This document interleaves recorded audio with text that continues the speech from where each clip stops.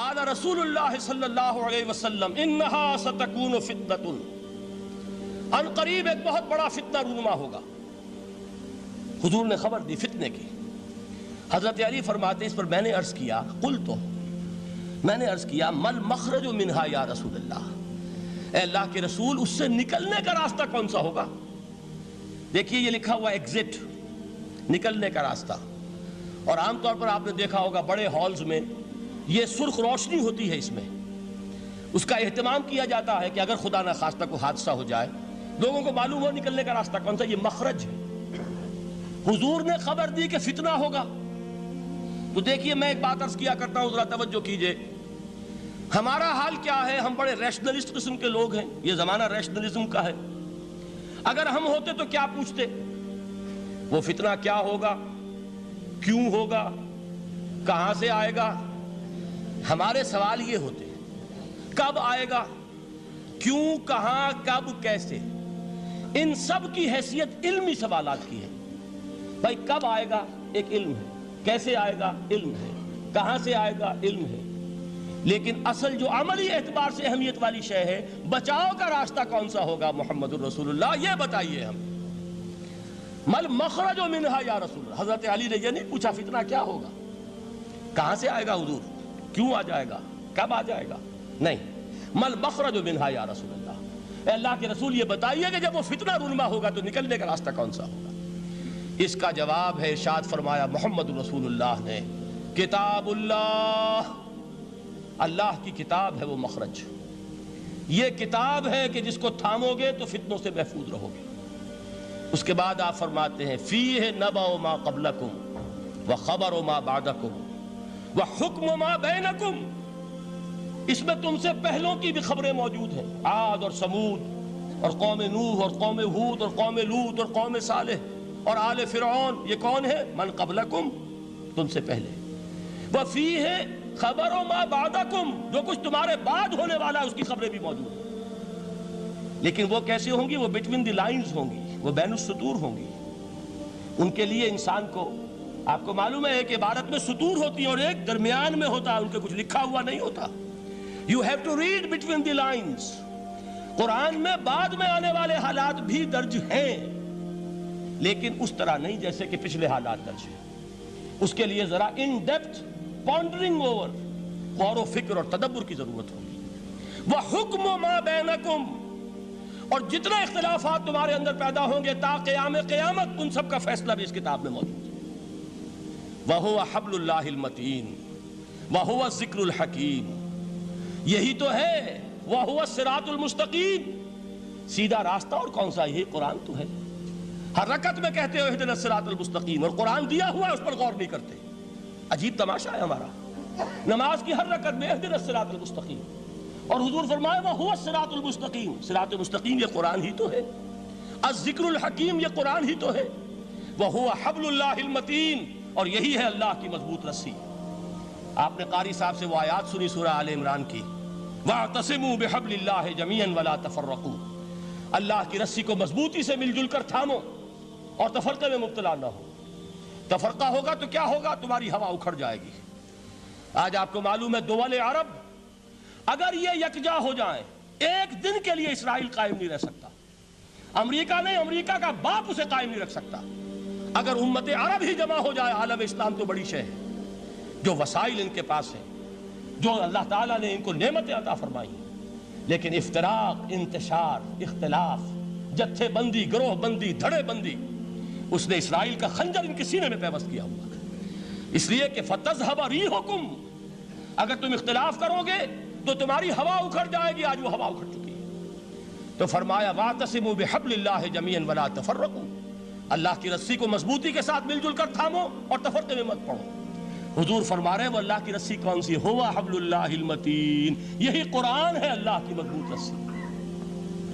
علامہ اقبال نے کیا خوب کہا ہے، علامہ اقبال نے قرآن اور حدیث کے حقائق کو جس طریقے سے اشعار کا جامع پہنایا ہے، وہ تو خود کہتے ہیں گوہر دریائے قرآن سفتام، میں نے قرآن مجید کے دریا سے موتی نکال کر اپنے اشعار کے اندر میں نے چن دیے ہیں، میرا کام اور کچھ نہیں ہے۔ موتی کوئی بھی غواص پیدا نہیں کرتا، دریا کی گہرائی سے نکال لاتا ہے۔ یہ میری حکمت نہیں ہے جو میرے اشعار میں ہے، یہ میں نے قرآن مجید کے دریا میں غوطہ زنی کر کے اس سے یہ موتی نکالے، گوہر دریائے قرآن سفتام۔ اب دیکھیے اسی حدیث کے اس ٹکڑے کو کیسے شعر میں لائے ہیں۔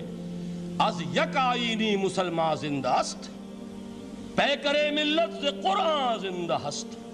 مسلمان کی زندگی تو ایک آئین کے بدولت ہے، یہ آئین قرآن، جو کہا تھا کبھی قائد اعظم مرحوم نے جب پوچھا گیا تھا کہ آپ کے پاکستان کا دستور کیا ہوگا، کیا فرمایا تھا یاد کیجئے کہ ہمیں کسی نئے دستور کی ضرورت نہیں، ہمارا دستور 1400 برس پہلے طے ہو چکا ہے۔ یہ ہماری بدقسمتی ہے جو کچھ کہا تھا قائد اعظم نے کہ God has given us a golden opportunity to prove our worth as architects of a new state, and let it not be said that we didn't prove equal to the task۔ میں معذرت کے ساتھ عرض کروں گا حضرت کہ واقعہ یہ ہے کہ ہم اس کے equal to the task ثابت نہیں ہوئے۔ قائد اعظم کا دیا ہوا پاکستان آج دنیا میں موجود نہیں ہے، اس کا ایک حصہ اپنے نام سے دستبردار ہو کر بنگلہ دیش بن چکا ہے، اس نے اپنی تاریخ کو خیر بات کہہ دیا ہے، حالانکہ مسلم لیگ کی جنم بھومی ڈھاکہ ہے، 1906 میں ڈھاکہ میں مسلم لیگ نے جنم لیا تھا، اور اگر وہ صرف ہم سے علیحدہ ہوتا یہ گہرا صدمہ ہوتا، لیکن یہ کہ اس نے جب نام بدلا ہے در حقیقت اس نے اپنے تاریخ سے اپنے پس منظر سے استعفیٰ دیا ہے۔ یہ ہمارا دوہرا ہمارے لیے صدمے کی بات ہے۔ کیا 2 یمن موجود نہیں ہیں؟ ان میں سے کوئی ایک بھی اپنا نام چھوڑنے کو تیار ہوگا؟ کیا 2 جرمنی دنیا میں موجود نہیں ہیں؟ کوئی ایک بھی ان میں سے اپنا نام چھوڑے گا؟ کیا 2 کوریا نہیں ہیں؟ 2 ویتنام نہیں ہیں؟ تو کیا 2 پاکستان نہیں ہو سکتے تھے؟ ہو سکتے تھے۔ میں یہ کہا کرتا ہوں کہ یہ گہرا صدمہ ہے علیحدگی، اور دوہرا صدمہ ہے، اور اس سے کہیں زیادہ بڑا کہ انہوں نے اپنا نام بدل دیا، اپنی آئیڈینٹی چینج کر دی، انہوں نے وہ نام اپنے ماتھے سے اتار کر خلیج بنگال کے اندر دبو دیا۔ یہ بہت بڑی سزا ہے جو ہمیں ملی ہے۔ کیوں ملی ہے؟ کہ ہم نے 25 برس تک اس قائد جس کو کہا تھا کہ وہ ہمارا آئین ہے، اس کو آئین نہیں بنایا۔ ہم نے دنیا کے سامنے جھولیاں پساری، ہم نے طرح طرح کے نظاموں کو آزمایا، لیکن اس قرآن کی طرف پیش قدمی نہیں کی۔ اللہ تعالیٰ ڈھیل دیتا ہے لیکن سزا بھی بہت سخت ہوتی ہے۔ ان بطش ربک لشدید، وہ ہم پر کوڑا برسا ہے۔ تاریخ انسانی کی عظیم ترین شکستوں میں سے ایک شکست ہے کہ جو ہمارے ماتھے پر کلنک کے ٹیکے کی طرح موجود ہے۔ اللہ کرے کہ آئندہ یہ تاریخ اپنے آپ کو نہ دہرائے، لیکن میں عرض کر دیتا ہوں آپ سے، جو ہمارے لچھن ہیں، جو ہمارا طرز عمل ہے، جو ہمارے لیل و نہار ہیں، جو ہمارا انداز ہے، اللہ کے دین کا استہزاء اور تمسخر، جس طرح اللہ کے ساتھ مذاق ہم کر رہے ہیں، اس کا شاید اس سے بھی کہیں زیادہ برا نتیجہ نکلے۔ اللہ مجھے اور آپ کو اور ارض مقدس پاکستان کو اس انجام سے بچائے، لیکن اس کے لیے کام کرنا ہوگا۔ صرف کہنے سے بات نہیں بنے گی، کمر کسنی ہوگی، ہمت جو ہے پھر انسان کو اثر نو، ایک نئی تعمیر، ایک عزم، ایک ہاتھ میں قرآن اور ایک میں تلوار لے کر یہ امت پھر دوبارہ میدان میں آئے۔ بہرحال عرض یہ کرنا تھا، اقبال کہتا ہے از یک آئینی مسلمان زندہ است، پے کرے ملت سے قرآن زندہ ہست، ماں ہما خاک و دل آگاہ اوست، اعتصامش کن کہ حبل اللہ اوست۔ تامو اس کو مضبوطی کے ساتھ، حبل اللہ یہی قرآن ہے۔ یہ یک آئینی اور پیکر قرآن کی زندگی، پیکر ملت کی زندگی جو ہے اس قرآن کی بدولت ہے۔ تو حضور نے کیا فرمایا؟ فتنے سے بچنے کا راستہ کون سا ہے؟ کتاب اللہ فیہ نبأ ما قبلکم وخبر ما بعدکم وحکم ما بینکم وہو الصراط المستقیم وہو حبل اللہ المتین وہو الذکر الحکیم۔ ایک 3 جملے اور سن لیجئے۔ هو الذی لا یشبع منہ العلماء ولا یخلق عن کثرت الرد۔ یہ قرآن وہ شے ہے جس سے اہل علم کبھی سیر نہ ہو سکیں گے۔ ولا تنقضی عجائبہ، اس کے عجائب کبھی ختم نہیں ہوں گے۔ یہ ہیروں کی وہ کان نہیں ہے کہ جو کبھی خالی ہو جائے کہ سارے ہیرے نکل چکے اب مزید ہیرے نہیں ہیں، نہیں، علم اور حکمت کے ہیرے اور ہدایت اور حکمت کے موتی اس میں سے ابد الآباد تک نکلتے رہیں گے۔ ضرورت صرف کھودنے کی ہے۔ میں نے وہ لفظ استعمال کیا تھا، آج کا قرآن کھودنا ہوگا، آج کی ہدایت اس قرآن سے نکالنی ہوگی۔ قرآن جب نازل ہوا آن دی سرفیس، بالکل ظاہر وہ تھی اس کی ہدایت جو اس دور کے لیے ضروری تھی۔ ہمیشہ کی ہدایت اس کے اندر رکھ دی گئی ہے، اس میں مضمر ہے، اس میں چھپی ہوئی ہے، اس کے لیے تدبر کی ضرورت ہے۔ کتاب انزلناہ الیک مبارک لِيَدَّبَّرُوا آیَاتِهِ وَلِيَتَذَكَّرَ أُولُو الْأَلْبَابِ، لوگ تدبر کریں، اس کی گہرائیوں کے اندر غوطہ زنی کریں۔ لا تنقضی عجائبہ، اس کے عجائب کبھی ختم نہیں ہوں گے۔